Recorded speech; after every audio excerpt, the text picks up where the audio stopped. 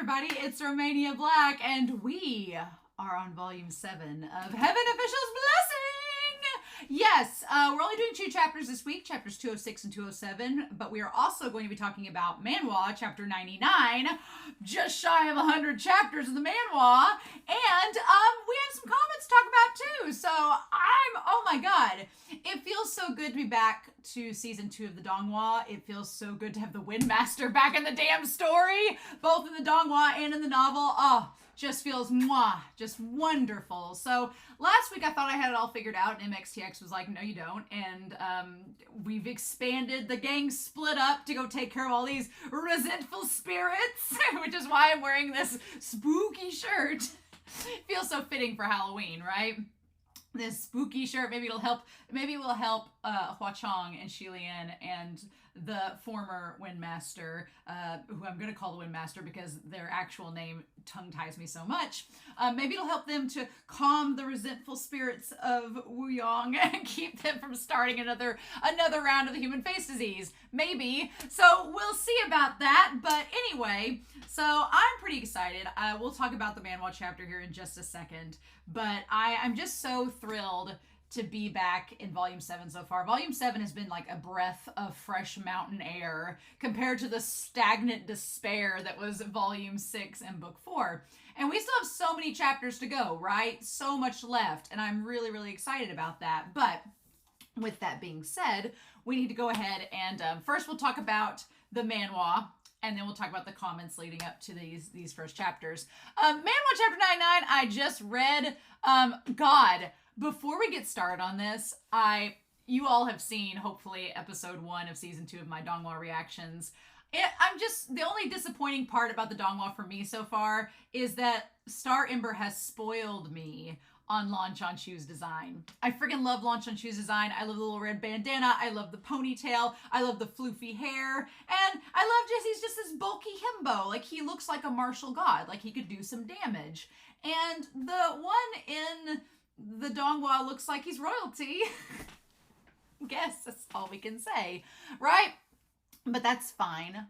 Whatever. But in any case, I am really excited that we have the Manhua alongside the Donghua, because if anything, if Qi Rong is not to my liking in the Donghua, I can at least savor what Star Ember is doing with Qi Rong in this Manhua, because oh my god, this chapter in Qi Rong, I was like, and it's pretty disturbing, but it's like everything I imagined it in my brain. It's like Star Ember just took a scope and was like, what are you thinking about Qi Rong looking like in this scene? Oh, that's it? Let me go illustrate that. And I'm like, oh my gosh.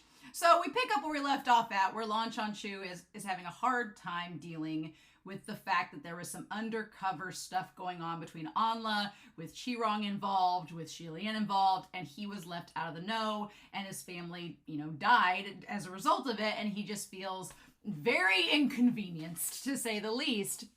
And Xi Lian's like, they weren't all lies, it's not all lies, you did some good. And I love that Xi Lian, I love the way that he's drawn, where Lan Chanshu is holding him up, and he's like, but you did good. You stopped the conflicts. How is that a lie? He's like, come on now. He's like, yeah, some things were shady, but that doesn't, erase all the good that you did. And Lan Chanshu is very conflicted about it, because we get this really cute panel of him as a kid on his dad's shoulders and all the golds. It's so pretty. But he's just talking about how his family talked about how they wanted to merge the two countries together. And they're like, that's why they gave the last member of your lineage the title of Prince Anla, to combine the two countries together, right? And he's like, they got to have their wish, but then they died, and it, was it all in vain? And it's so sad seeing Lan Chanshu cry there, shedding tears. And Xi Lian's like, how do I deal with this? What do I do? I do love the idea that Yongin is in gold. It's very pretty. It's very cool. And then, of course, we have this nice little sentimental music plays, and then Qi Rong is like, what? Bullcrap. He's like, no. And he's like, you're just filled with sobby righteousness like your master. I like that if you look at Xi Lian in this picture, Xi Lian is not saying a word, but his fist is by his side covered in Qi Rong's blood, ready to go at round 2, if he says the wrong thing. But Qi Rong just blabbing that mouth away. He's like, you came here asking us for your family. I should be the one asking your ancestors for my family. I'm like, oh my God. And then, of course, Lan Chanshu gets pissed off about it and is like, you were behind the deaths of my relatives? And Qi Rong's like, yeah. Yeah, I was part of it. What?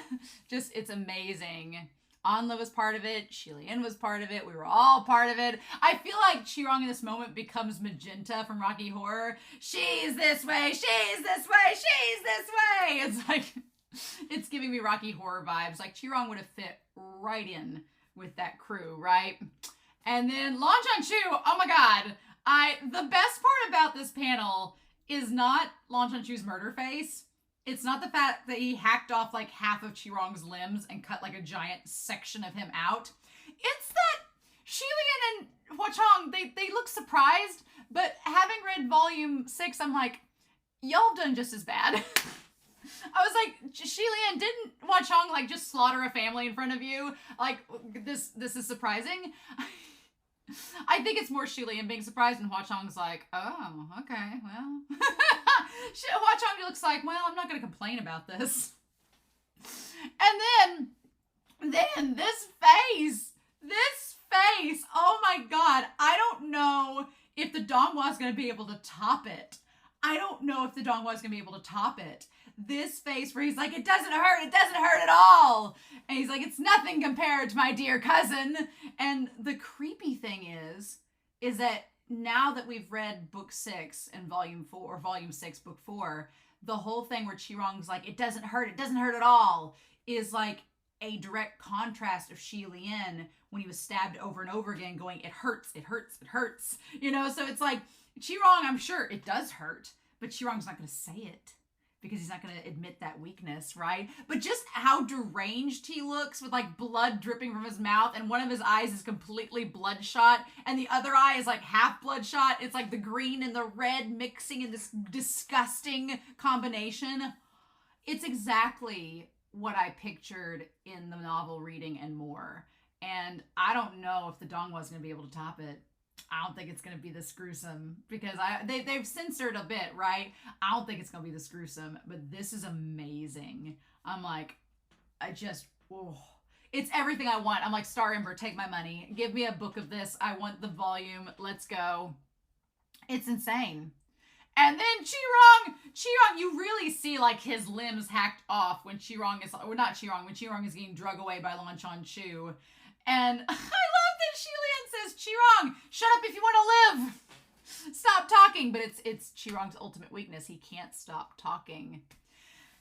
And then Lan Chanshu just dunks him into the boiling water. I didn't take a screenshot of this, but right before he goes, is this where you like boil all the people? And Qi Rong's like, well, yes, it is. And then he just dumps them all in, right?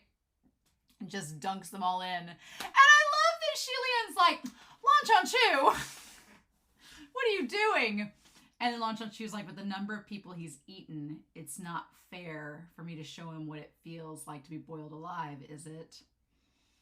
Like Lan Chanshu's pretty merciless in this scene, and Xi Lian's like, dude. And I know Xi Lian kind of like blames part of himself, but Hua Chong is notably in the background going, I mean, I would have done it. Hua Chong is not stopping this at all. Hua Chong is just savoring all of this, being like, you're doing the job for me. Why do I even summon people? Why do I even have spies? You're doing it for me. I don't need any help with this. But dear God, this face, the face that Qi Rong makes when he lifts him up out of the boiling water and like his skin is like melting off and you can see part of his eye sagging where it's melting and he's like, congrats, cousin. Look at the good disciple you've raised. He's all grown up. He can torture people now. Oh my God. I was like losing my mind reading this, being like, oh my God. It's like, it's not gory and grisly like the book makes it out to be, but it is. And so it's done like Star Ember can get away with it because they do it so well. They draw it so good that you're just like, what else can we say about it? And then he just dissolves them in the boiling pot. Now, I do want to make note on this big wide shot. One, there is this huge, like you can see where Lan Chanshu like cut down Qi Rong right beside Hua Chong, who was just like, eh. And of course, Hua Chong is right beside the kneeling statue of his Gege. as one would expect. But you see like the line of blood where Lan Shanchu just drug him to the pot, right? And then Xilian's like, Qi Rong! And Hua Chong's like, he's not dead yet. It's like, he's not dead yet. You gotta find those ashes. I feel like it's like old Greg in that moment. He's right now Qi Rong is over sipping Bailey's out of a shoe. It's just great. Yeah. And so I love the detail there. And then Xilian's just like, man, I just saw my cousin again. He's vile, but we're blood. So, and I like that Hua Chong's expression is just neutral. Just not going to say a word right now. Like, doesn't like Lan Shanchu, but is, you know, not mad that he got rid of Qi Rong. Right? And, of course, Lan Shanchu's like, well, I'm going to go find him and make him pay and take his ashes to my parents' burial and blah, blah, blah. And then I'll come back and deal with you, Xilian. And I like he has this speck of, like, green goo on his face. And he's like, don't try to run away again. And then he smashes the pot.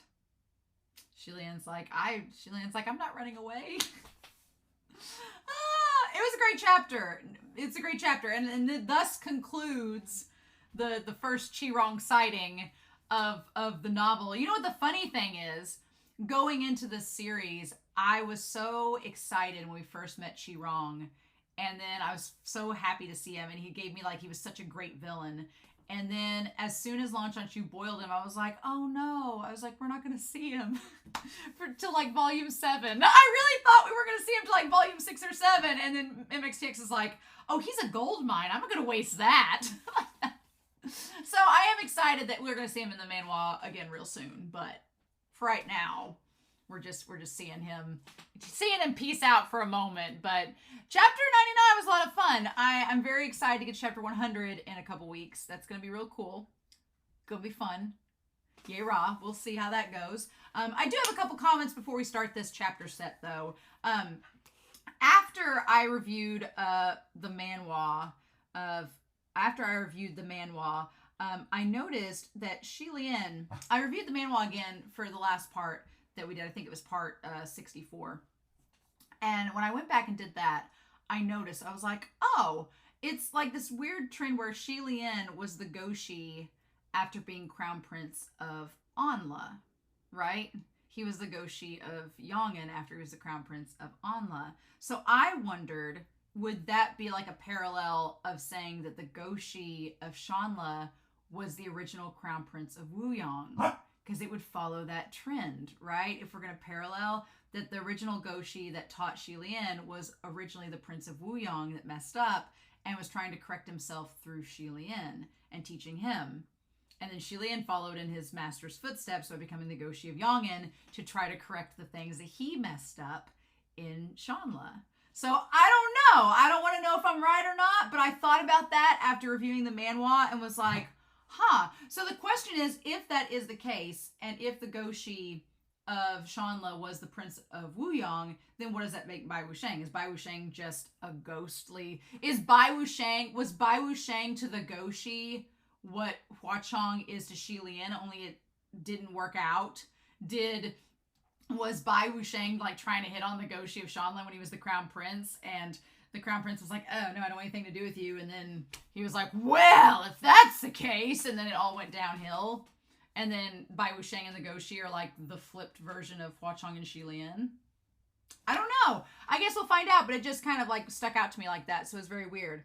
Also, I thought it was great foreshadowing. We had the resentful spirits last chapter set become the tornado as they were sucked into the distance shortening array and dispersed. The tornado being this subtle little sign that the winds are changing and the Windmaster is coming back. It's great, right? Great time.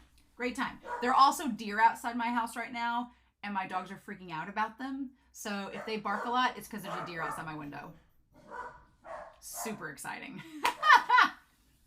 But Rydlin talked about how when Mu Qing disappeared, or when Wu Ming, not Mu Qing, when Wu Ming disappeared, all that was left was the sword they'd used and the flower.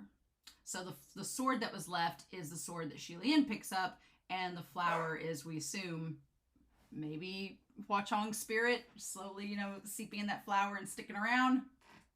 Don't know for sure. We'll have to see. But interestingly enough, right? And then SQQLBH314 talks about how Heshon, I really love the running joke that when they mentioned this, I laughed really hard because they were like, yeah, you realize that giant statue, that divine statue of Qi Lian, engraved into the kiln of Mount Tonglu, Heshon had to stare at it for 12 years. So, when Heshon, like back in Banyu, saw Hua Chong with Qi Lian for the first time, Heshon was like, oh my god, you found him. Thank God. It adds so many layers to that first interaction where Hua Chong and Heshon looked at each other like, oh, hi. So we got this accomplished? Mission accomplished. Great, bro. Yeah, bro. And then like went on their ways, right? Just absolutely hilarious. And then I just love that. And then at the end of book 2, Qi Lian, I love the parallel that you have Qi Lian in the end of book 2 couldn't hold up the golden statue that was falling in the Xianle temple. But then when we start book 5, he bursts out of the kiln of Mount Tonglu on top of one that Hua Chong made. I love the parallels. I love the contrast. I love the continuity that MXTX creates. It's some of the best writing that I've seen. And it's just so much fun to read and talk about with y'all, especially when you do chapter sets, because it's like you just peel back more and more layers as you go. And we still got this volume in another one, so yay, right? Super exciting. But yeah, those are my comments for the Manhua chapter and for the last week's set.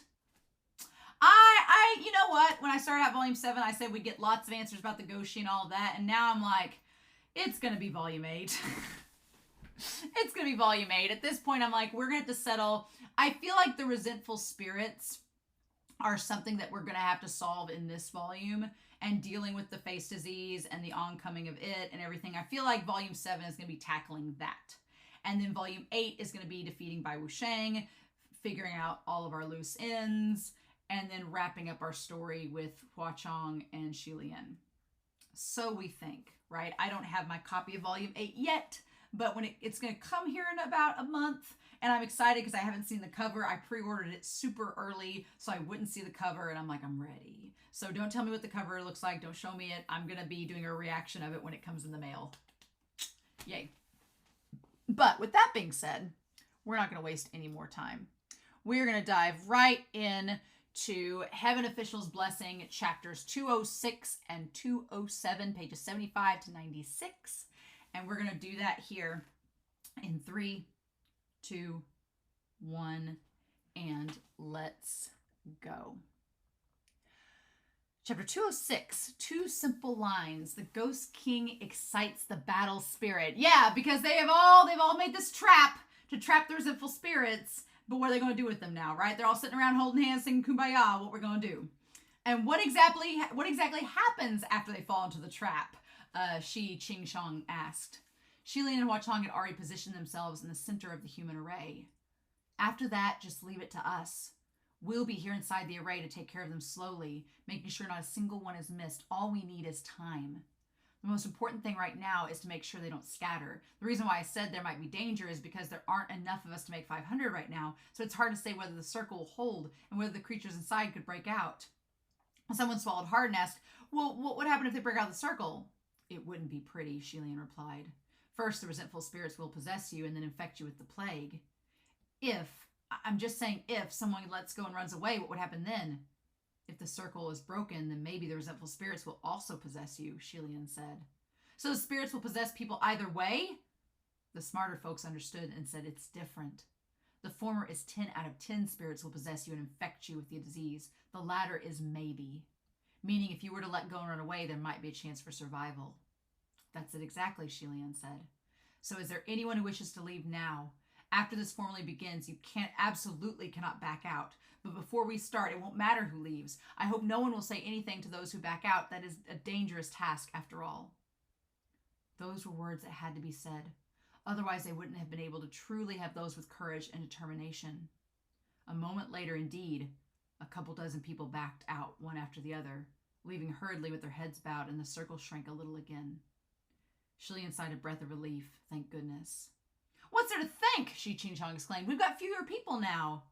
There's plenty of people already. It's better than I had imagined. He had originally deliberated solemnly what should be done if half the numbers had left, but only a couple dozen did, so this was a welcome surprise. Just then a voice suddenly came from the distance. Well, hold up! Do you know who those people are? You can't trust them so easily. Best watch out or they might trick you. Shilian looked back and it was the Heaven's Eye and company. Qi Rong instantly groused. And who the heck are you people? Don't add to our troubles if you're not going to help. I promise none of them will harm a soul. Of course, that band of spiritual masters cared nothing for the words of a filthy and unkempt beggar. And who the heck are you? How many pennies do your words cost? When Qi Rong heard others come after him like that, his anger rolled up and he pointed at his own face. Ha! You talking money in front of me? I don't think you know who you're talking to. I bet you all have even prostrated before this. Having said so much, he cleared his throat and shrank back. The band of spiritual masters only thought that he couldn't keep bluffing anymore and backed off himself. So they stopped caring. They urged instead, none of you know what those two are planning to do. Be careful of losing your lives over a small bite to eat. Shilian was about to explain that the beggars were there to help on the grounds of friendship and justice, and not just a small bite to eat, but Hua Chong spoke up languidly. That's not true. They're not here for a small bite to eat. They're here to save the world. Shilian was a little puzzled. Why would Hua Chong say that? However, the other party started clicking their tongues. Save the world? What kind of fuss are you kicking up so blindly? Just focusing on saving your own lives is good enough. Yeah, there's no need for beggars to join in on this. Go away and stop adding to the trouble. Hua Chong replied lazily, Oh, so you mean to say beggars can't save the world? Is it because they don't have the ability to, or because they're not worthy? The moment those words came out, the beggars grew rowdy, extremely displeased. Heaven's Eye said angrily, That's not what we said. Qi Rong immediately poked his head out again and pointed at him. Oi, oi, oi! That's not what I heard! Isn't that exactly what you meant by your words? And your tone was full of disdain, too. Right, everyone? Yeah, what did you mean by that? How are we not worthy? We get a bite to eat whether we came or not. Do you think we really only came for the food? Stop looking down on people.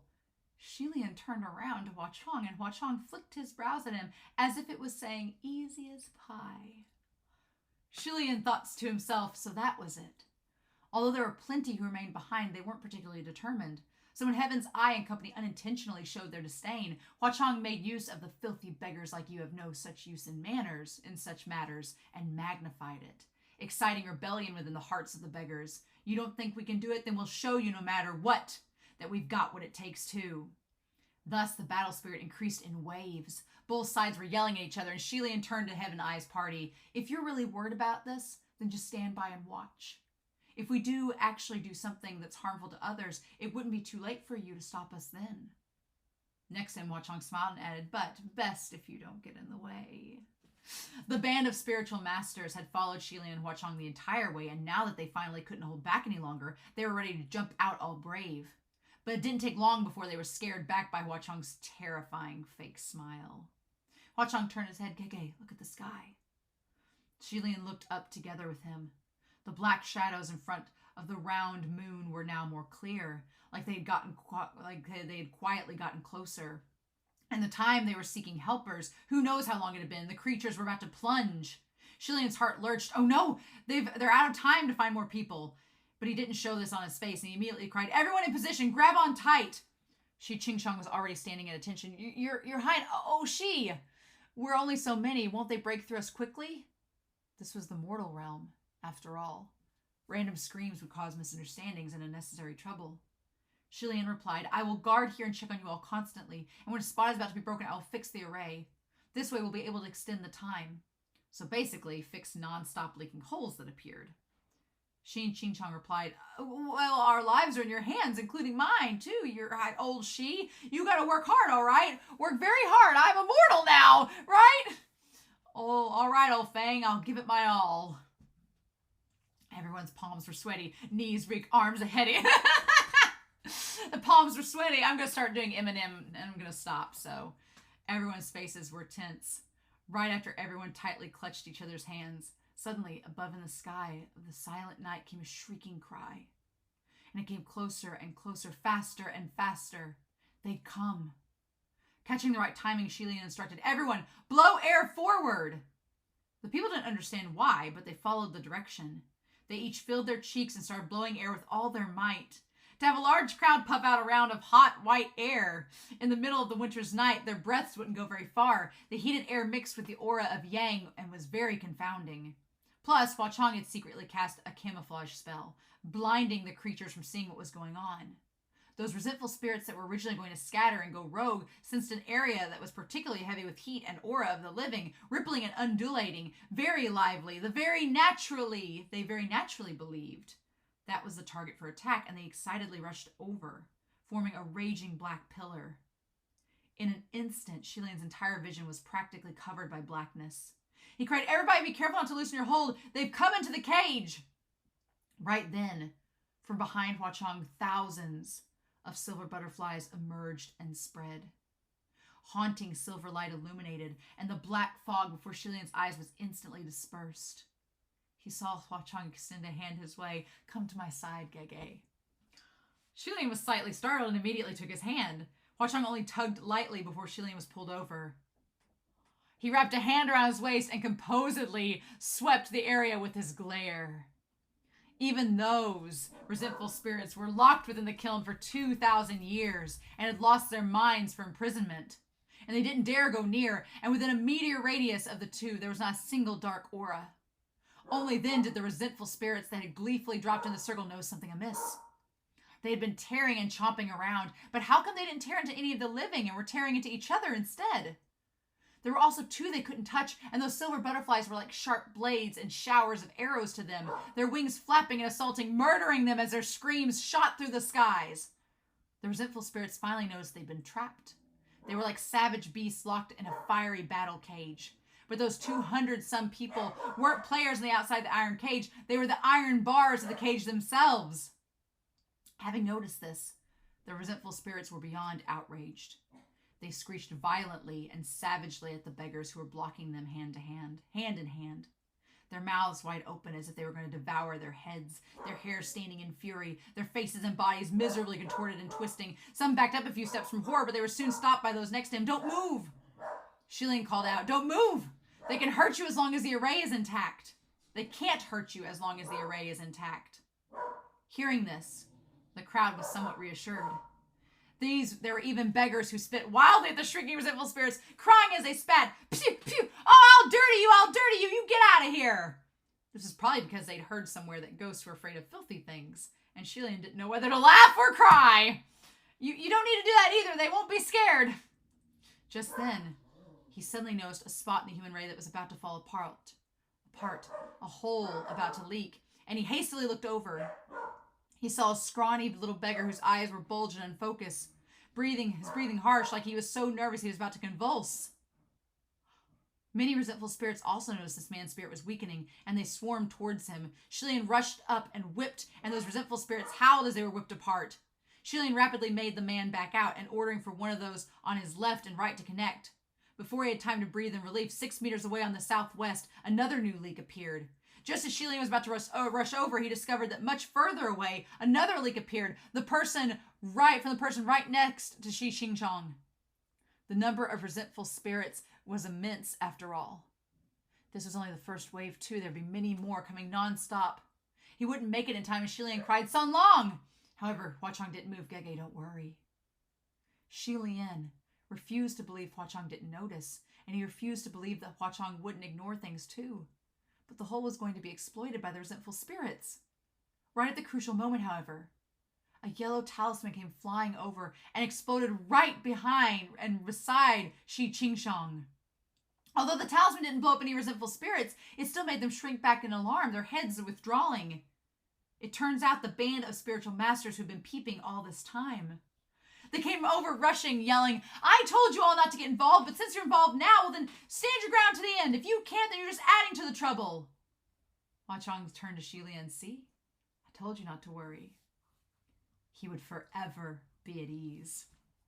Shilian answered, "Okay!" Heaven's Eye and the other masters couldn't stand still in the end, and they came rushing up themselves. They certainly were professional martial artists, moving fast and agile, and they each grabbed two people's hands, separating them and bridging themselves in. Dozens and dozens of newcomers instantly assimilated into the circle, expanding the human array.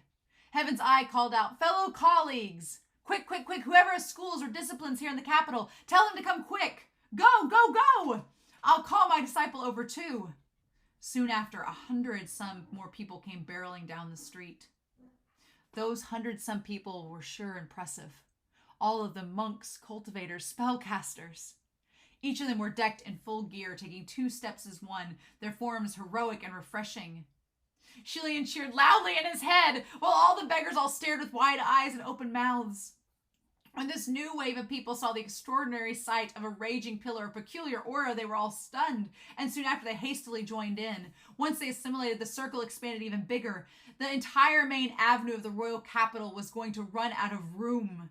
And never mind the bravery of the newcomers, all of them were decked in all sorts of spiritual tools, no doubt to be able to greatly extend the time the array could hold. Having seen this, Xianle was now at least 9 parts confident.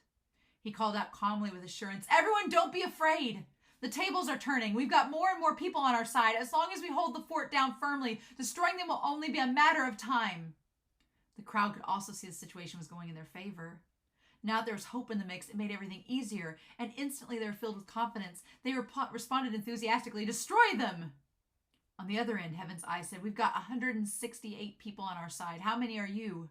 How long do you think we can last?" On this end, the head of the beggars, Qi Rong, also counted a number of times. He answered boldly and loudly, "We've got 148 remaining here in the array." "Altogether, we've got 316, Xianle said. "We just need to find." However, Huachong spoke up, "That's not right." "What's not right?" Huachong's gaze returned to Xianle and he looked solemnly. "The count isn't right. Right now, there are 317 people here." What?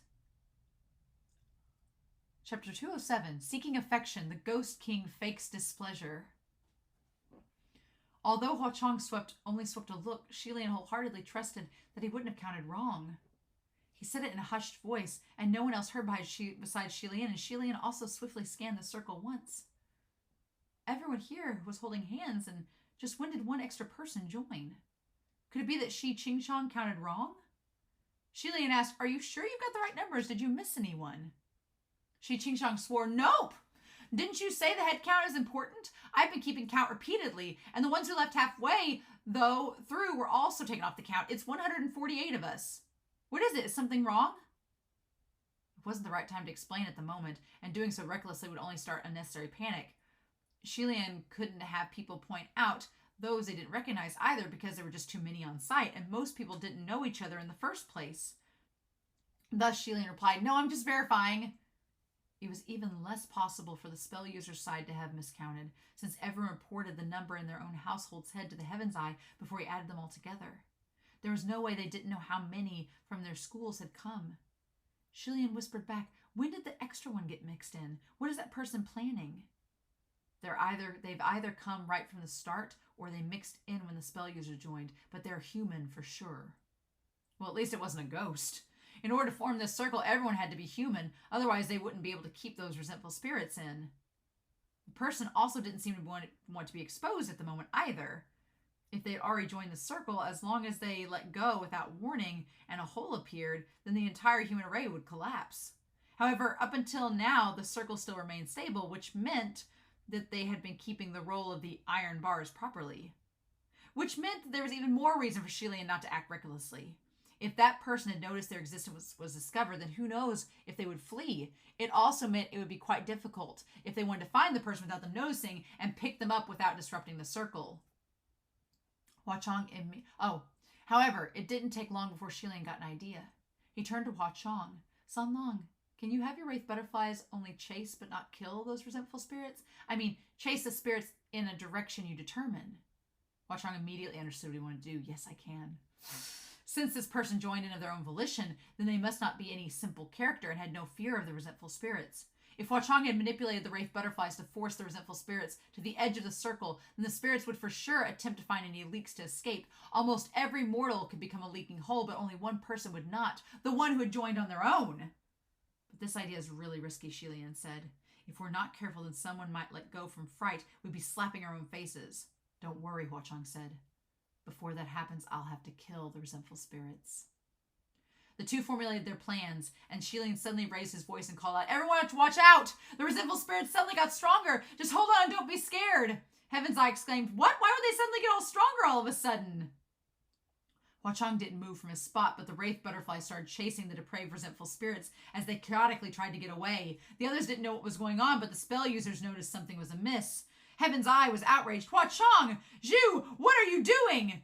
The two inside the circle had no time to mind him and only watched the pursuit intently. Sure enough, amidst the chaos of black, smoggish torrents that filled the air, there was one person those resentful spirits didn't bother approach at all.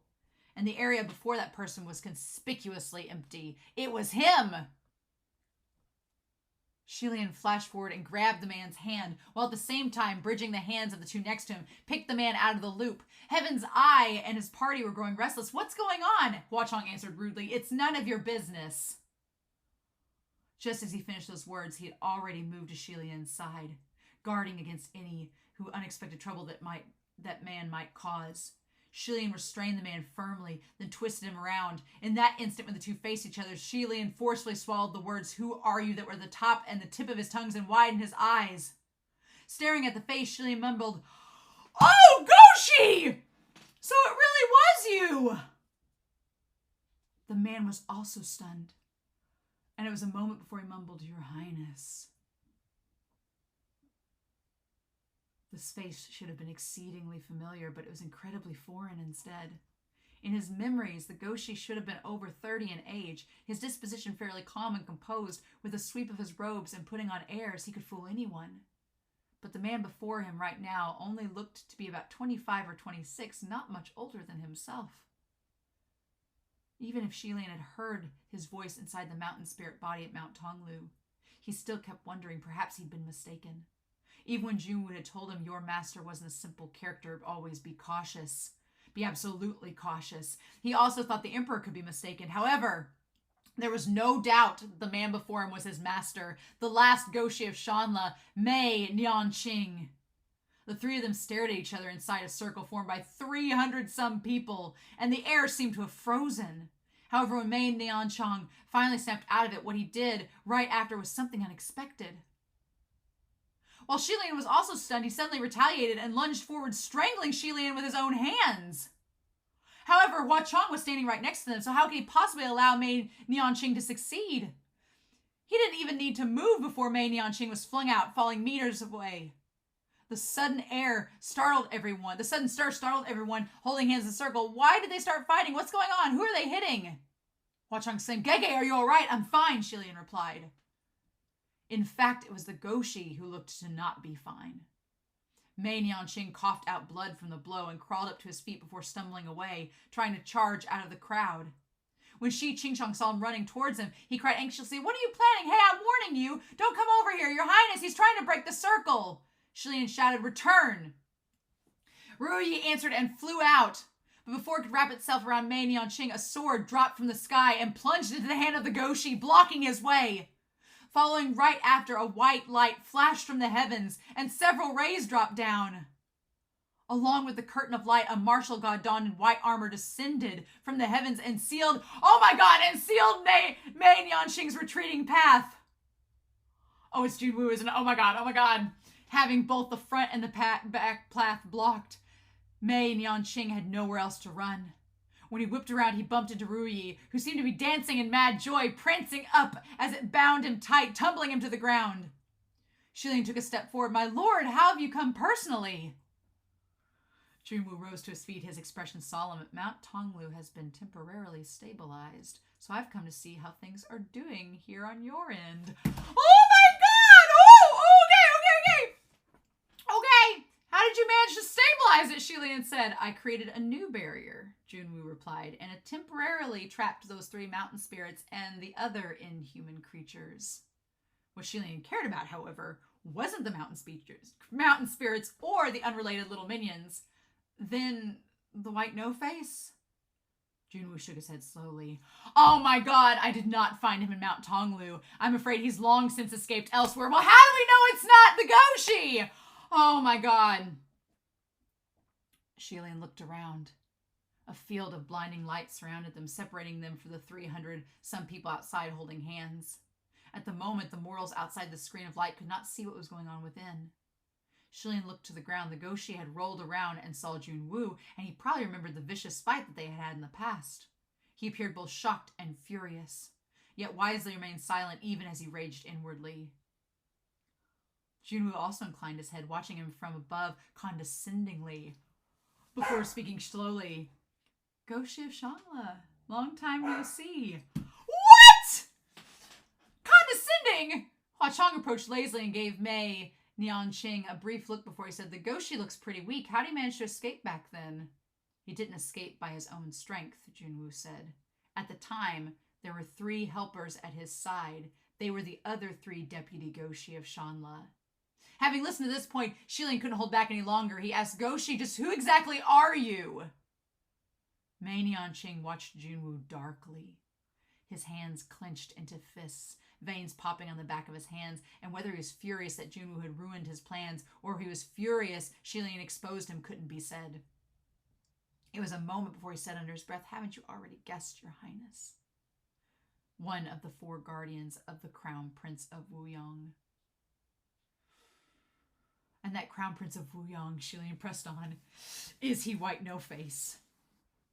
Hearing this, Jun Wu was taken aback.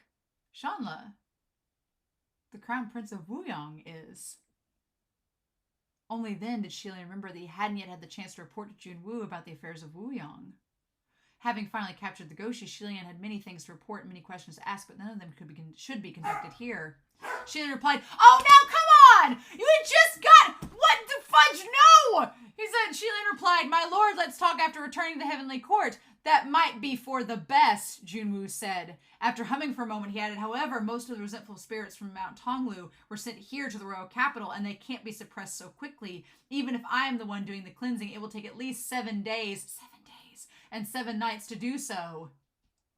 Did he have to wait for 7 days before he could interrogate the Guoshi? That'd be too late then. White No-Face was still at large. Xilian was still contemplating on what to do when he heard Hua Chong speak.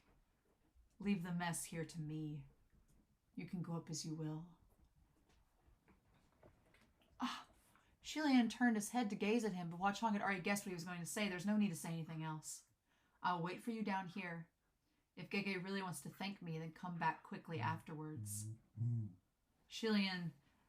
Jun Wu said, will that be all right? Xilian relaxed and smiled, yes.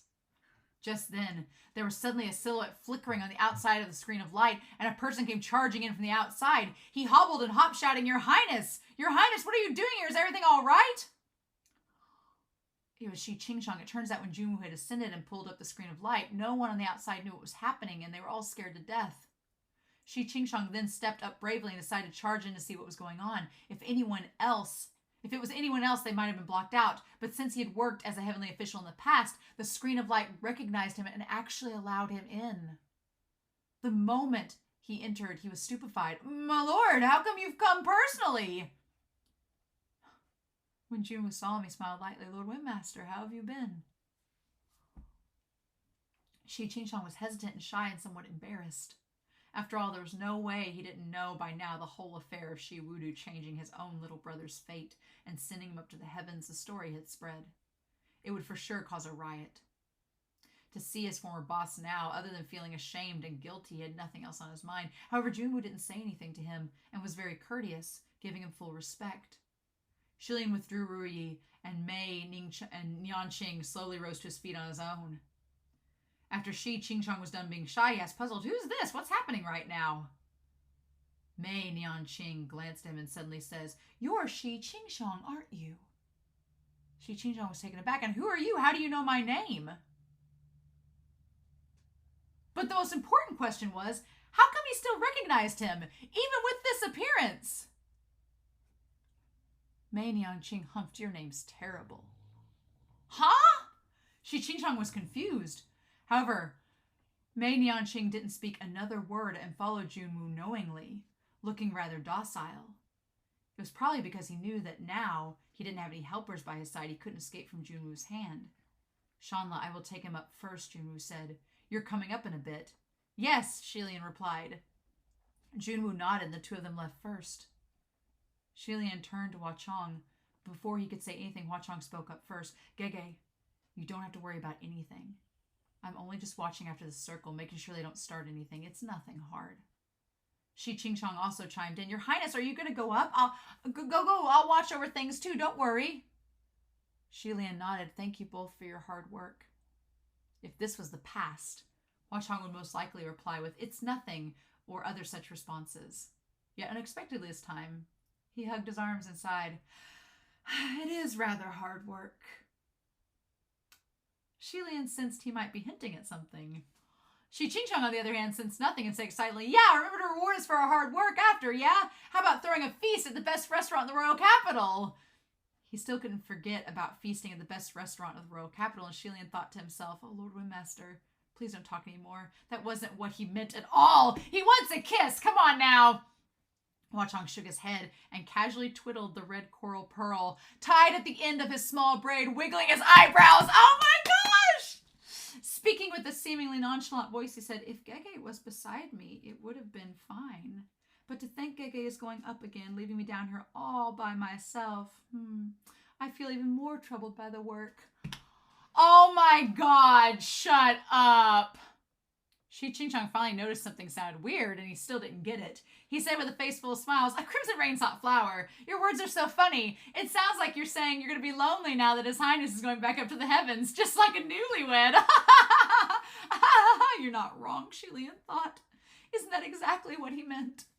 Qi Rong laughed stiffly for a while, and Xi Lian finally couldn't bear it any longer and cleared his throat. Lord Windmaster, will you go out first, just for a moment, okay? Qi Rong said, why? Xi Lian couldn't explain. Just go out first. We're just bidding our farewells. Only then did Qi Rong exit, all confused. Oh my God. There were now only the two of them left inside the screen of light, not a third soul present. And Xi Lian turned back around. Hua Chong was still watching him with a raised brow, seeming to be waiting for him to say something or do something.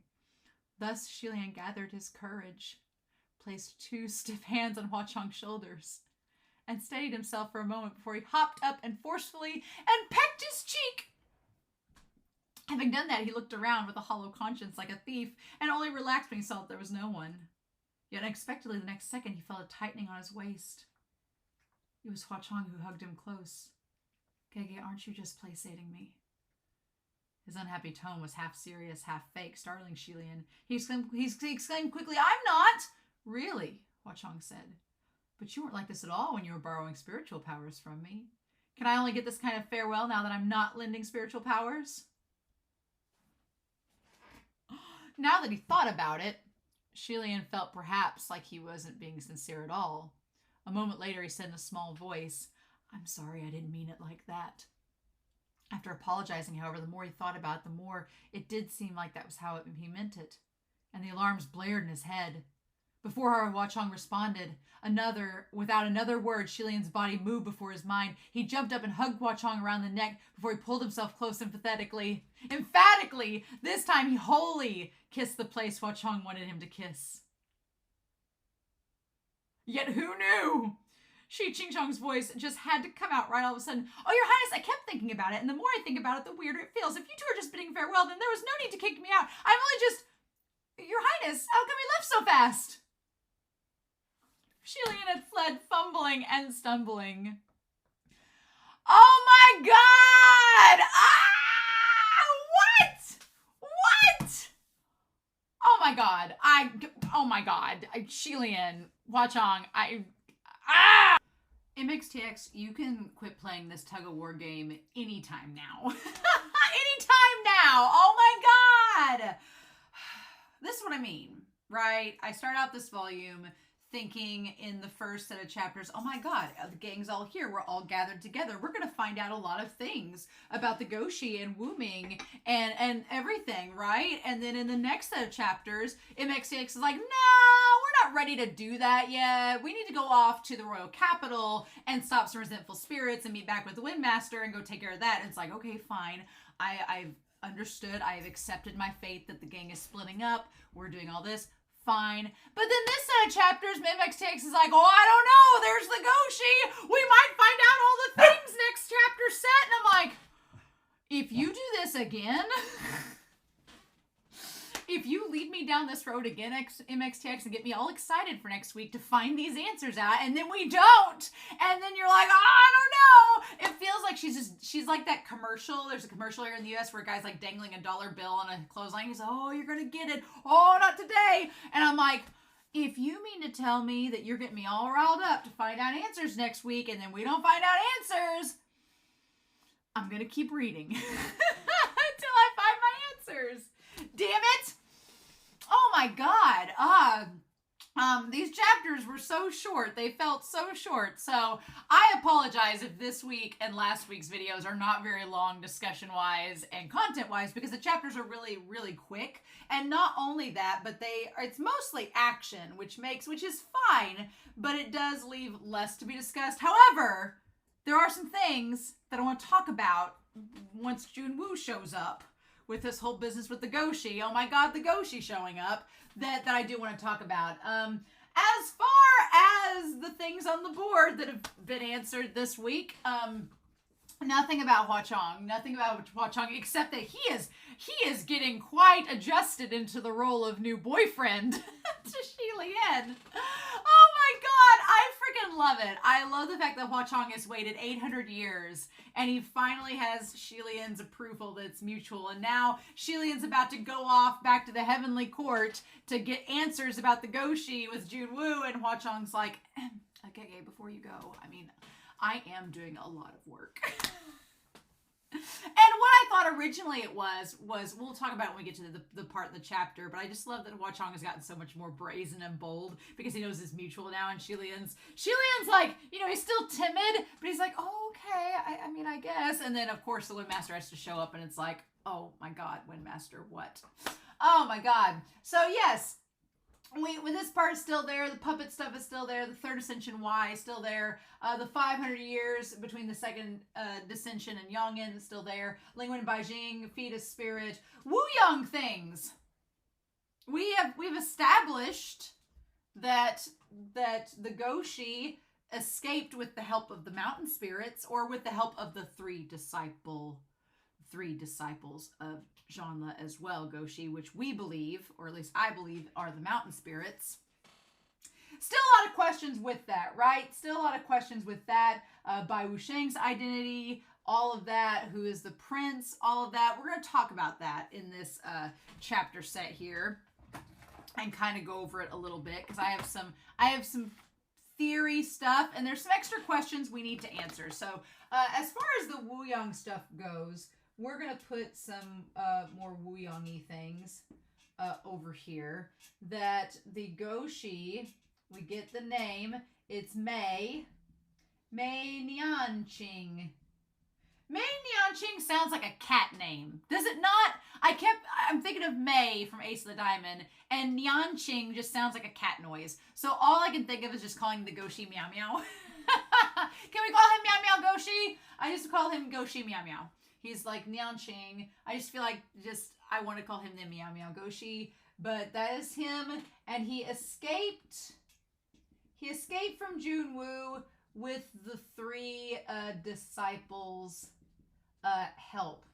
There is something that doesn't quite sit with that, though. We'll talk about it when we get to it, but there's something that doesn't sit right with that answer. I'm like, we'll get back to it. We're going to come back to that here in a little bit, but so these chapters were all about getting the troops together, and then the Guoshi just sneaking in to do what? That is the big question, right? Obviously to cause a muck, but why? So many questions. So the two simple lines, the Ghost King excites the battle spirit. Okay, I'm going to just say this right off the bat. My mind was quite frankly in the gutter when I first read that chapter title. Two simple lines. You guys are going to think I'm stupid. Two simple lines, like, made me think of a pregnancy test. And I was like, did this just become a megaverse? She's been hinting at it this whole time. I know it's wrong. It's my only out of the gutter. Pei Ming's not here, so I can't draw any sexual innuendos. So what do you want from me? What do you want from me? But yeah. So basically the idea behind this circle is that they were going to basically make a circle in this array, trap the spirits in there, and then use butterflies. Looks so cute there. And then use butterflies to keep the resentful spirits from escaping, and they were just going to eradicate them from within. And the idea is that the bigger the circle can become of people, the stronger it is, and the less likely the resentful spirits will break out. Because the whole point is, let's stop the resentful spirits before they break out so they don't infect the capital. That's the goal. And I like the idea that Qi Lian starts out this chapter by saying, look, now's the time. We're about to open this barrier up to trap these resentful spirits down here. There is a very strong possibility they're gonna get out. And if that happens, we're screwed. And the only way we can keep them is if the circle is strong. So there's a very definite chance you all will probably get infected if there's any weakness in the circle. So if you guys are hesitant, leave now. And like he said, a couple dozen, it's like 24 or 30 people left, and they still had 148 people left after that. So that's good. I'm glad that Qi Lian was planning for the worst and was surprised that things weren't quite as bad as he anticipated. What's interesting about this entire ordeal is that at several points during this part of the story, I was expecting bad luck to strike. But it doesn't, because Qi Lian has always had terrible luck. And when Hua Chong is there, supposedly when he was alive, he was the ominous star, or I know I'm going to get the ominous star and all that mixed up, but my point is that when Hua Chong was a kid, they said that he was this ominous presence that would repel and cause bad luck for other people. And now that he's the king of the ghosts, he's kind of like, that's not exactly the case. But regardless, I kept thinking that some bad luck was going to happen, but it really doesn't. It's like the only bad luck that's there is the Guoshi who shows up. So is Mei. So I'm like, So yeah, Qi Lian manages to get the people that aren't interested to go away. And then he's like, no, the people that are remaining are the ones that are going to be loyal to the cause. They're going to be the one that helps. And so then I was like, oh my God, thank goodness Hua Chong is there. Because in this moment when the Heaven's Eye and company shows up, I'd been hoping the Heaven's Eye, since last chapter set, I was hoping that they would join the circle and make it stronger, because there's several of them there. But at first they try to talk the people out of it, being like, well, how can we trust them? What do we need to do here? And of course Shi Qingchong is like, oh, of course we can trust them. They're our friends. And they're like, whose friends? Yours? You're a beggar. And the Windmaster's like, well, I wasn't always, which we'll talk about the Windmaster later, and the Guoshi, the fudge. But I like the idea that poor Windmaster forgets that they're not a heavenly official anymore, and they're just like, oh well, I have all this money actually. Wait a minute, no I don't. And kind of like the other beggars are like, oh Fang, just telling tall tales again. But I really like Hua Chong getting the beggars riled up, because Hua Chong used to be among them. He was, as a kid, homeless and staying in the temples and didn't have a good outlook on the rest of the world, just like how these people don't. Like Hua Chong resented the rest of the people in the capital, just like these beggars do, because he saw how cruel the world could be. But now that he's with Gege and has the love of his life with them, he, isn't like that. But I like that he uses the emotions that he knows those people have to make them. He uses that he knows the people has to get them all riled up to form the circle and be proud of it and be like, well, you Heaven Eye people think that we can't do it. Well, we'll just prove you wrong and show you how strong we really are. And it works so well. And Hua Chong's like, that's exactly what needs to be said. Like he uses Hua Chong with his Uno reverse psychology ready to come in, right? I love that. And I love that it gets the Heaven's Eye riled up, being like, well, if you can't beat them, join them. And I like that basically for Heaven's Eye and the other spiritual entities they're the mediums, they're like, well, we can't make the beggars leave and stop the circle. It's already begun this ritual. These things look like they're trouble. We don't want to see them get out, so I guess we'll join and help you because we don't have a choice.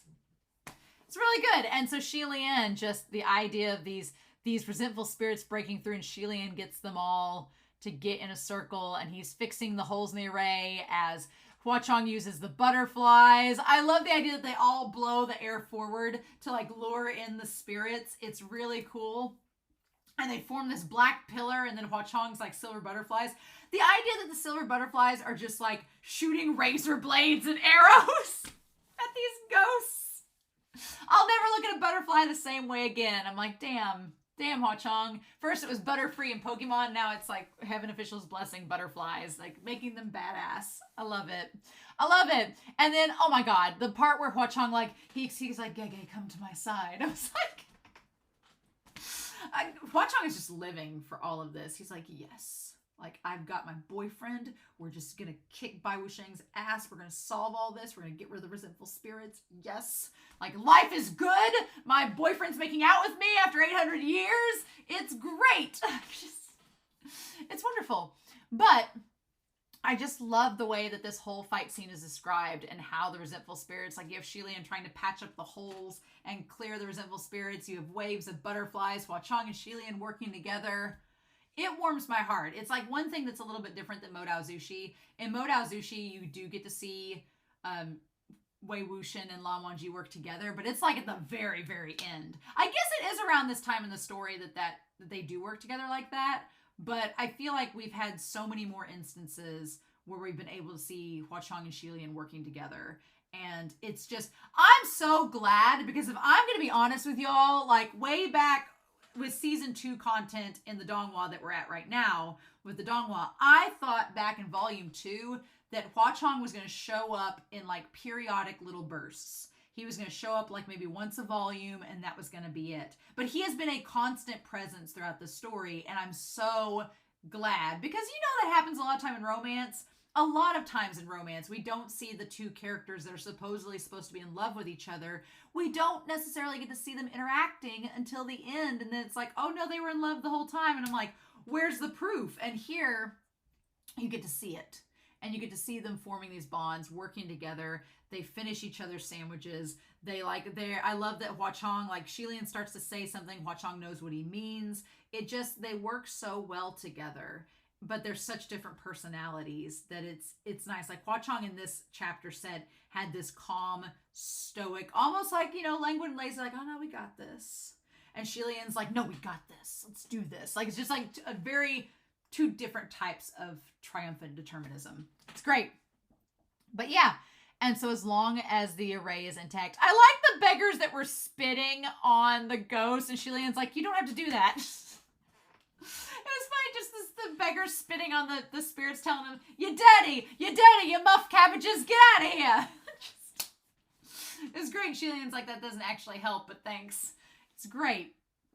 And so then, as there starts to be cracks in one place or another, Qi Lian's trying to keep up, and it's not going as well. And Hua Chong, like, helps him to help him fill the holes. And what I love about it is in that moment, right before Heaven's Eye and their company show up, when there's starting to be gaps in the array, Qi Lian, before now, back 800 years ago, Qi Lian would have wanted to solve the problem by himself. Like, yeah, Mu Qing and Feng Shen were there, but Qi Lian went to Yuxi to get the bamboo hat. Qi Lian carried the reins. Qi Lian did all of this by himself and overworked himself and wasn't able to solve the problem. But now that Hua Chong is with him, he has someone by his side, he can actually do all the things he needs to do, knowing that someone is there backing him up. Someone is there supporting him and helping him. And it's so good. So good. But around that time, the Heaven's Eye decided to join in. They're like, well, if we can't beat them, join them. You guys have started this problem, so I guess we have no choice.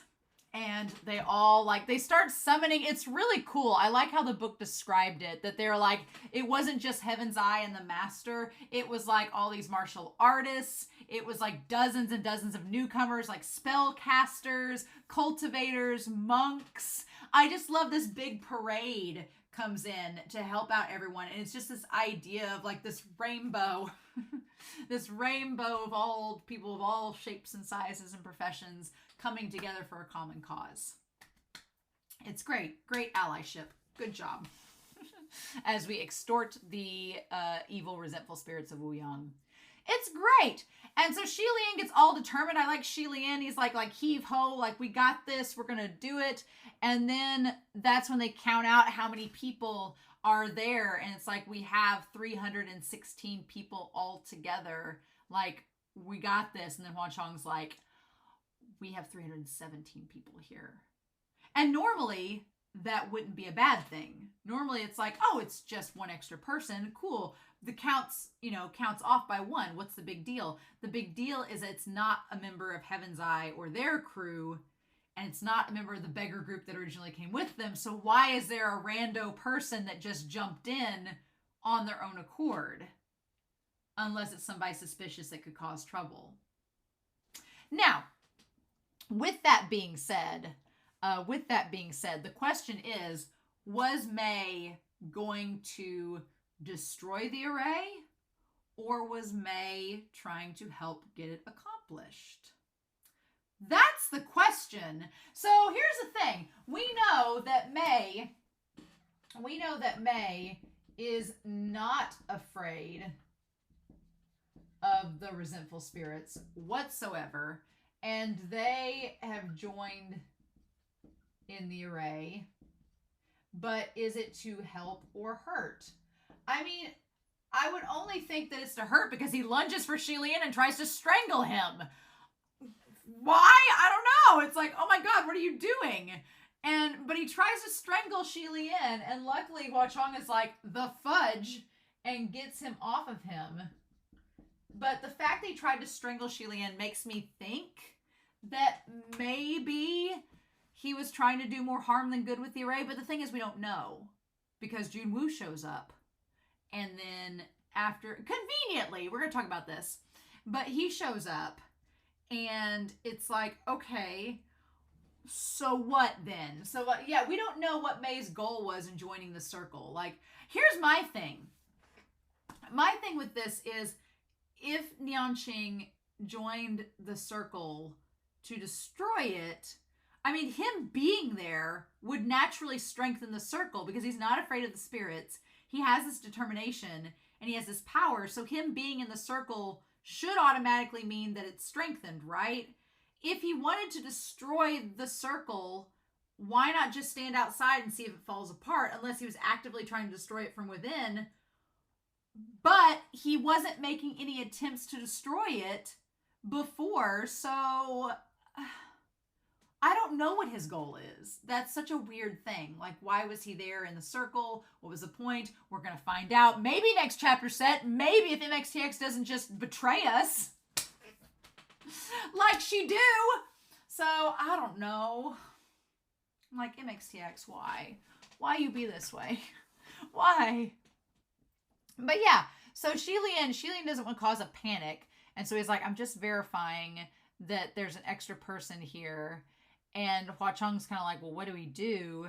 And Qi Lian figures out, okay, well, your butterflies can chase the spirits wherever, right? And Hua Chong's like, like they finish each other's thoughts. And Qi Lian's like, we're going to flush them out. Whichever person does not automatically react in fear to the butterflies and the pillar is going to be that person.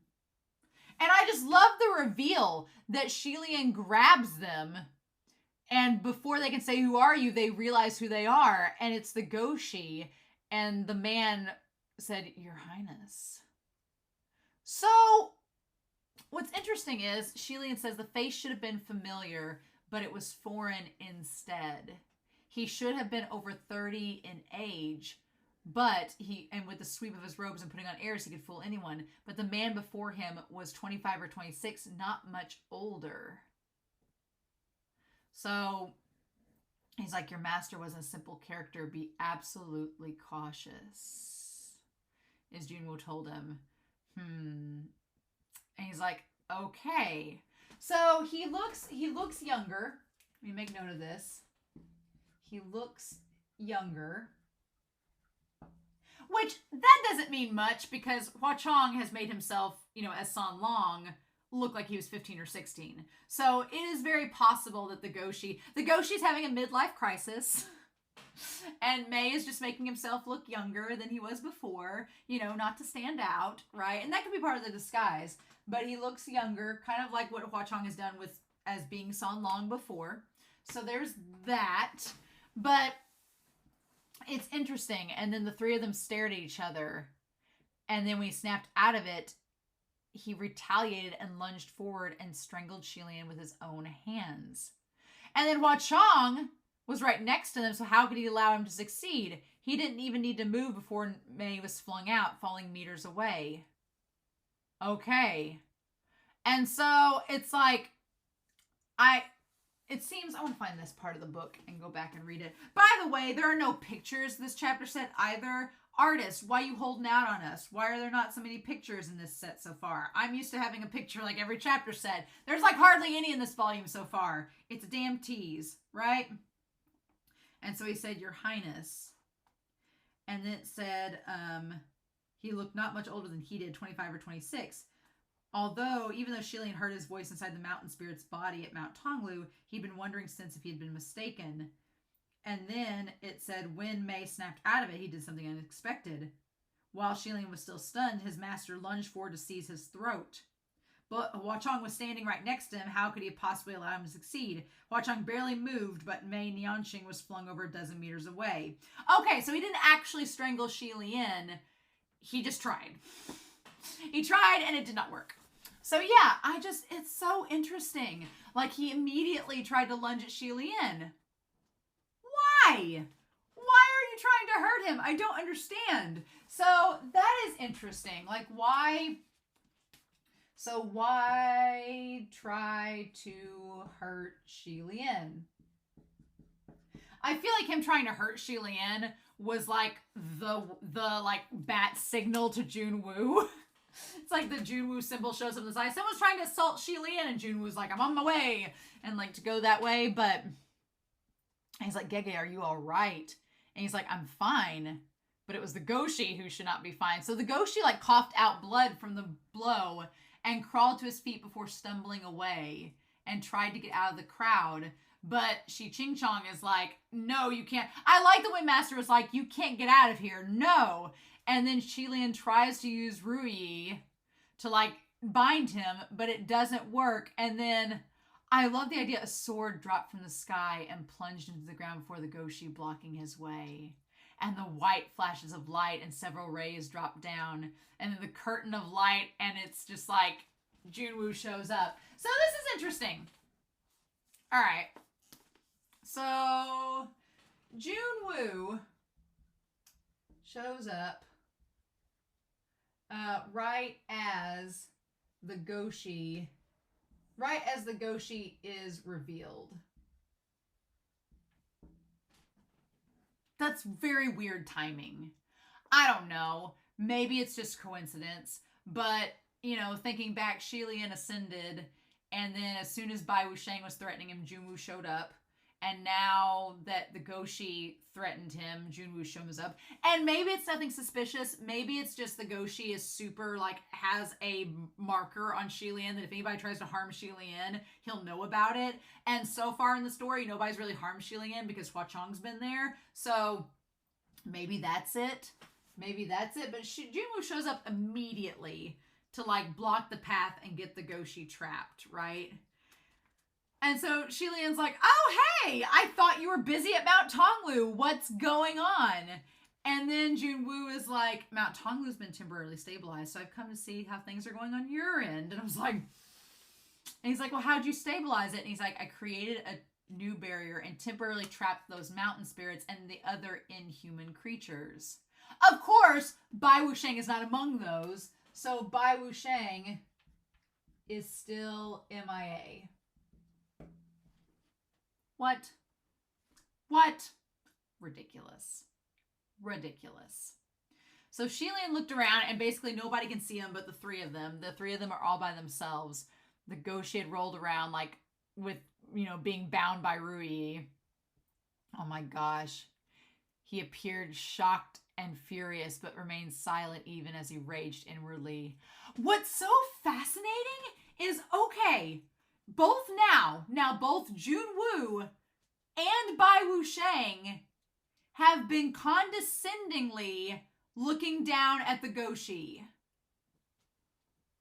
What? Because here he says that Jun Wu inclined his head, watching him from above condescendingly. Oh, Guoshi of Xianle, long time no see. That's so weird. That's so weird. Like, Jun Wu has never been condescending. Jun Wu has been kind and nice to everyone in this, and respectful to everyone. But now to the Guoshi, they're condescending. Why? That's such a weird thing. Like, I know they say to watch out for the Guoshi and that they're... what if Jun Wu is Bai Wusheng? What? That's my conspiracy theory. What if Jun Wu is Bai Wusheng? What if that's the biggest twist all along? The person that Xilian thought he was safe was Bai Wusheng this whole time. And it was all a trick. Bai Wusheng fighting Jun Wu, it was all a trick. It was all an illusion, a stage show. And that the Bai Wusheng that Jun Wu fought was a puppet. That, oh my god. What if it was? I don't know. No, it's not. It's not. It's not. No. I know everybody in the Discord that has the document of Romania's really bad theories is writing down the Bai Wusheng is Jun Wu theory, being like, that's Romania garbage. I know it's not true. I know it's not true. But it is weird to me that Jun Wu has not been condescending to anyone in this story. Even Hua Chong, who, by all rights, he could probably be condescending to, but he's not been. But to the Guoshi, Mei Nianchang, he is. What does it say in this book? He says return, and then he gets trapped by Jun Wu. What does he say there?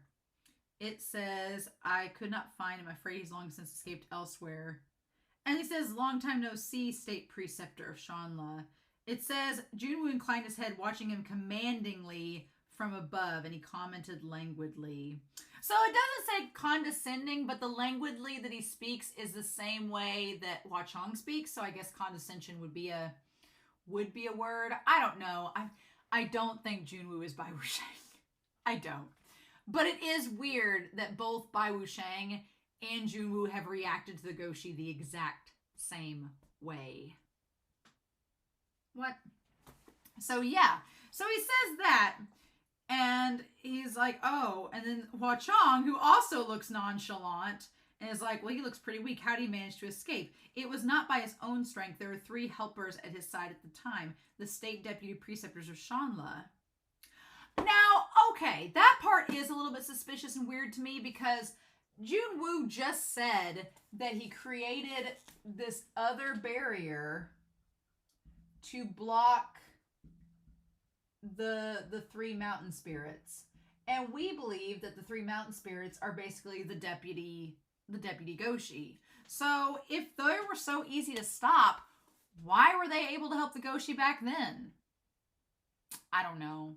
It just, something's amiss. Something is foul in the state of Denmark. Something's rotten in the state of Denmark, and I don't like it.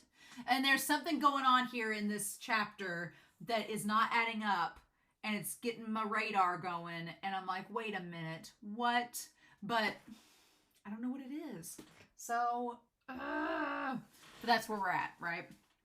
So yeah, he says that they were able to help him. And Xilian's like, who are you, Guoshi? Like, Xilian's asking the questions that we want answered, right? And it says that Mei Nianqing watched Jun Wu with a dark expression, his hands clenched in a tight fist. And it was hard to tell whether he was furious that Jun Wu has ruined his plans or that Xilian had exposed him. He says, haven't you already guessed, Your Highness? Now, that doesn't answer his question. Because Xilian thinks, oh, well, he was one of the 4 guardians of the Crown Prince of Wuyong. And then Xilian says, and the Crown Prince of Wuyong, is he the white no-face? And Jun Wu's like, Xianle, who's the Crown Prince of Wuyong? MXTX, why do you do this? Why? Because now, because Xilian is like, oh, he hasn't had the chance to report to Jun Wu about Wuyong. And he's like, he had many things to report, but none of the business could be conducted here. And then Xilian's like, oh, well, we need to talk when we return to the upper court. And Jun Wu was like, yeah, that might be best, but the most vengeful spirits from Mount Tonglu were sent here to the royal capital, and they may not be dispersed quickly. It'll take 7 days and 7 nights, even if I'm the one performing the purification. And Xilian's like, we don't have that kind of time. And he's like, the white no-face, he's like, what'll happen? And then Hua Chonga says, well, leave it to me. You can go wherever. And he's like, there's no need to say anything else. I'll wait for you down here. But if Gege wants to thank me, just return quickly when you're done. And Jun Wu's like, will that work? And Xilian says, yes. He broke into a wide smile. Yes. I don't know. Something about this is weird to me. And I don't want to be suspecting Jun Wu of foul play because Jun Wu has always been there to rescue Xilian. So I don't want to suspect Jun Wu of anything. I'm trying not to.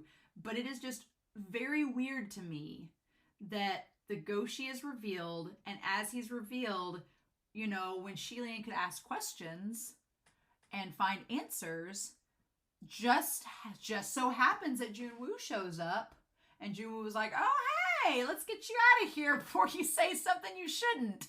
And, you know, I don't know exactly why the Guoshi's so mad at Jun Wu. I don't understand that. If the Guoshi was the former Guoshi of Xianle, he's interacted with Jun Wu before, so what was the deal then? Why? I thought the Guoshi and Jun Wu back during the volume about Xianle's past were on good terms, so I don't know what the deal was with them then. And then if he is the Guoshi, if he's the former Guoshi of Wuyang, or if he's the Prince of Wuyang supposedly before, we don't know yet. If he was either of those things, then why is he mad at Jun Wu? Jun Wu didn't take over. They established that Jun Wu was not one of the Heavenly Court members that was around when the court was destroyed. He came afterwards. So what does it matter? Why are you so mad at him? And then there wasn't really a reaction when Xilian said, is White No Face the Crown Prince? And Jun Wu was like, well, why do you think he's the Crown Prince? If Bai Wuxiang's not the Crown Prince, son of a bitch. So is it saying that the Guoshi, because the Guoshi didn't answer the question, he just says, who do you think I am? And Xilian thinks that he's the Guoshi of Wuyang. So is he the Crown Prince? Is the Guoshi the Crown Prince? Is Bai Wuxiang the Crown Prince? Jun Wu doesn't think that Bai Wuxiang is the Crown Prince, so where does that leave us? MXTX, if you don't answer questions in the next chapter set, I'm gonna get mad. It just seems weird that Jun Wu's like, well, there's a lot we need to talk about. It just seems weird that in the middle of these resentful spirits that could cause destruction to the entire world, and we established a few chapters ago that we need to take care of this, it just seems weird to me that Jun Wu's like, oh, that? I mean, yeah, it's weak and it could fail miserably, and, you know, you and Hua Chong were barely able to do it both yourselves, but, you know, you want to come with me while I talk to you about some stuff, and we'll just leave Hua Chong with us by himself? Doesn't that seem weird? Doesn't that seem strange? I feel like that's strange. That's strange to me. That's weird to me. I don't know. It doesn't feel right. Something about it feels off, and I'm like, and I can't place it, but something about it just doesn't feel, it doesn't settle, and I'm like, I don't know.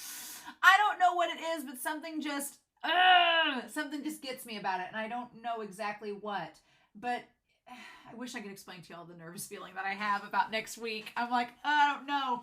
It just seems strange to me that Jun Wu would show up, and he offered to help, but he's like, well, it'll take 7 days and 7 nights for me to get rid of all of this, you know, and then we'll have to wait, and the Guoshi, we'll just have to leave him tied up for 7 days, and I hope he stays okay, and then I guess we'll interrogate him afterwards. And Xilian, of course, is thinking, I can't wait that long to find answers. We need to get rid of him now. And of course, Hua Chong would say, yeah, Gege, how many times has Hua Chong done this before in the novel? He's been like, Gege, you go take care of what you need to with Jun Wu. Get that done. I'll take care of business here, and you just come back to me when you get your answers, and we'll figure this out together. He's done that this whole book, right?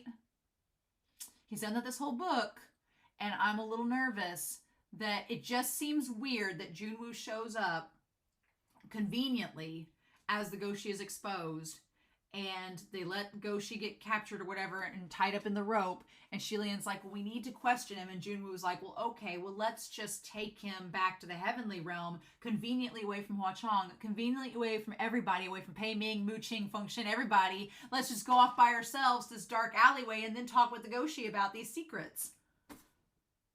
Maybe I'm wrong. Maybe I'm wrong. Maybe I'm overreacting. Maybe it's not going to be as bad as I think. There's just something that feels weird about this, right? And I only hope that Xi Lian is onto how weird this is. Because in Modao Zushi, there's a few moments where you think to yourself, you're like, oh, Wei Wuxian and Long Wenji are getting in this terrible situation. This is going to go badly. And then come to find out, Long Wenji and Wei Wuxian knew they were getting into the situation and they had planned for it and were like, no, we got this. It just feels weird that they're leaving this big problem to go talk to the Guoshi and that Jun Wu's okay with it and Hua Chong staying there all by himself. It just doesn't feel right. You know what? It mirrors when Hua Chong took all of the resentful spirits back in volume 6 and book 4 and soaked them all in himself to get rid of them. And who was left by themselves? Bai Wuxian, Jun Wu, and Xi Lian.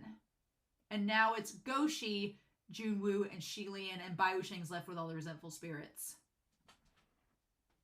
MXTX, I'm warning you. Oh, you better not be screwing me over. Oh no, I don't know. I don't feel good about it. Nothing about this feels right. And hopefully I'm over exaggerating and you all are sitting there being like, Romania, calm the F down. And next week I'm going to be calm. Maybe. But yeah, so they turn to go. And just then, I like that the Windmaster pops in. The Windmaster, I like that it's a contingency that because the Windmaster was a heavenly official, even though they've technically been exiled, even though they're technically immortal now, it's like you're kind of grandfathered into the Jun Wu circle. Once you've been accepted in the Jun Wu circle, you can pop in and it's fine. It's like they can actually allow in. It's fine. Unless that's not really Jun Wu and it's an imposter and the light's fake.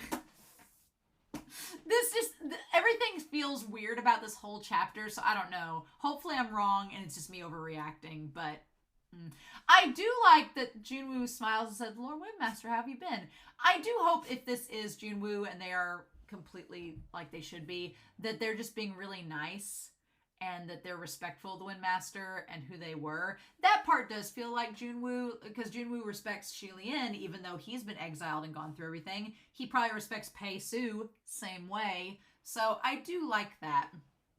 Now, Mei Nianqing says, you're Shi Qingshang, aren't you? He's like, how do you know my name? But the most important question is, how did he still recognize him even with his appearance? That is the question. He's like, your name's terrible. What? And I'm going to be honest, when this happened, my mind like went to a million different places. And again, tinfoil hat conspiracy time. Add it to the document of my terrible theories. But for a hot second, I was like, is this like, does everybody get resurrected? Is this like, once you're a heavenly official, you just keep getting resurrected over time, over and over again, like reincarnation? And has Mei met Shi Qingshang before? As, you know, has he met them before when they were previously something else? Like, what if Feng Xin, Mu Qing, Shi Qingshang, and Pei Ming or somebody else, or those three, what if Shi Qingshang and Feng Xin and Mu Qing, what if they were originally like the preceptors of Wu Yang that were working with the Guoshi, and then they got resurrected and somehow met Xi Lian because of fate? Wouldn't that be crazy and weird? Probably not, but that's where my mind went. I was like, how would the Guoshi know the Windmaster and know who they were and remember them? Unless he'd met them in the past, unless he's been in the Heavenly Court before and knew him and recognized him and has been hiding in disguise this whole time. The Guoshi Mei is supposed to be a weird character, so I'm like, has Mei been the Thunder Master this whole time? Has he been hiding as the Thunder Master this entire series? This feels as bad as when I was trying to convince myself that Long Ying was the Blackwater. That's where my mind is right now. I'm like, what is the Goshi's deal? How do they know the Windmaster? What is Jun Wu's deal? Please tell me Jun Wu's okay. And then it's just me overthinking things. Yeah. And he says his name is terrible. And I'm like, what? Which the whole saying his name is terrible thing made me think, well, does that mean that he's like reincarnated or something? Or used to be somebody else? And he followed Jun Wu knowingly, looking rather docile. I don't know. Something about this screams. And then the thing where Jun Wu was like, oh, I'll take him up first. You're going to come in a bit? That reeks of suspicion. Reeks of suspicion. What if Bai Wusheng is posing as Jun Wu? What if he's pretending to be him? I don't know. It's just something doesn't feel right about this chapter set. Something doesn't feel right. Now, then we get Hua Chong, who's just like, well, it is rather hard work. Here's the thing. Now that Hua Chong knows that Xi Lian is his, and they're both mutually attracted to one another, now that that is known, Hua Chong is like, well, I mean, you know, it would be a shame if you didn't give me a kiss or something. Like, he's just gonna exploit it, right? I thought for a second that Hua Chong was like, now that he and Xi Lian were together, he wasn't like putting on airs and trying to be super polite to Xi Lian and being like, oh, I don't want to offend you, Xi Lian, because I don't want you to not like me. And I thought that Hua Chong was like, oh, well, it is hard work, and being more diva-ish is what I thought was going down, but it's really that he wants Xi Lian to give him a kiss. And I love the Windmaster is like, oh, well, maybe we should just go out and eat instead. And Xi Lian's like, no, that's not what he wants. You don't understand. I'm like, oh my God. And Xi Lian just like tries to shuffle the Windmaster out. And I love that Hua Chong is like wiggling his eyebrows like, come on, Gege, give me a kiss. Come on, give me a goodbye kiss. And it's like, ah! And I love that Xing Chong is like, oh, Crimson Rain's hot flower. I love when he uses his full name. He's like, your words are so funny. It sounds like you're going to be lonely without him. Like you guys are newlyweds or something. What? And Xi Lian's like, oh my God, you didn't see us make out on top of the mountain.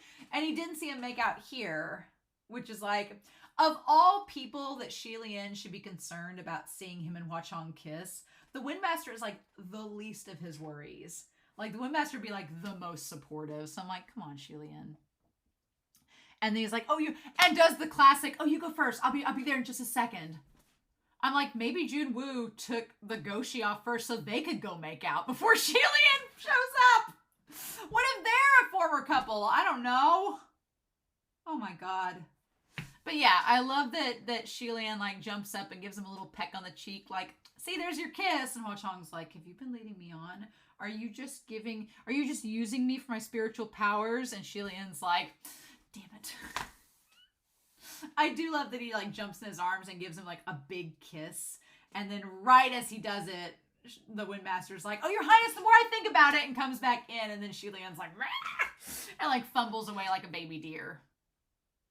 Ridiculous. Absolutely ridiculous.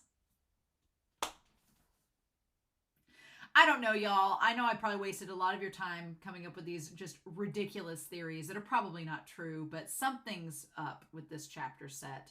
It starts out really motivational and great, and Hua Chong's like got them all in a frenzy, and we're like, all right, crew, we're gonna get the resentful spirits. And the moment the Guoshi shows up, for whatever their purpose was, whatever reason, suddenly it's okay to leave the circle and go find out answers. I'm like, why can't we stop this first and then find out answers? But it's going to take a long time. So I'm like, I guess Xi Lian's under the assumption that he'll just leave real quick, find out these answers, and then get some peace of mind. And then Jun Wu will take care of it from here and imprison the Guoshi, and then he'll go back and help Hua Chong, and all will be said and done. But we know how this song and dance goes. Something is up. And I swear, MXTX, if you don't at least tell us a little bit about the Guoshi next chapter set, if you don't tell us who the Prince of Wuyang is, it's not gonna be pretty. So all this stays, I'm not going to add to it, but I talked more than I thought I would about this chapter set, honestly. I'm sorry this week is not as long as the last, but we're about to enter some longer chapter sets. Next week, we're going to be looking at 3 chapters, chapters 208, 209, and 210, pages 97 to 128. So we're going to be looking at those chapters next week and see, hopefully getting some answers. That'd be great. Be nice. My resentful spirits would appreciate it.